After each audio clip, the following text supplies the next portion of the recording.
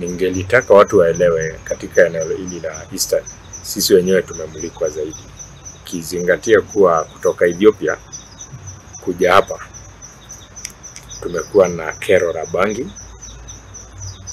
na sio bangi peke yake, pia kuko na tumewashika watu kadhaa huko upande wa Marsabit na Isiolo wakisambaza cocaine na heroin. Nilipoingia katika eneo hili la Eastern, kwa hiyo ofisi iko hapa Mbeu, Isiolo peke yake tulikuwa na watu kama 12 ambao walikuwa wanajidunga madawa na sana heroin. Kwa sasa hivi tunazungumzia idadi ya watu karibu.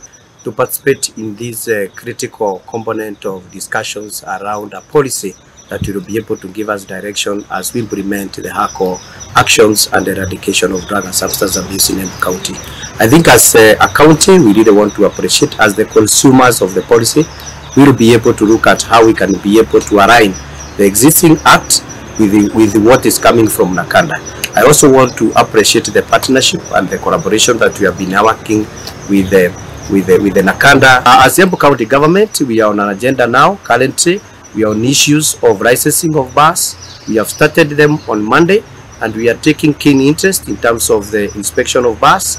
And we have already ensured that the guidelines that we gave, whereby the key team is led by the Deputy County Commissioner, the OSPD of the area, and also the sub-county administrators, is taken care of.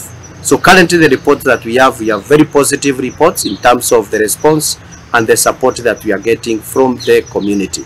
So we are proposing us to look at, to address the issue of age upwards, so that at least we can be able to protect more and more of these young children.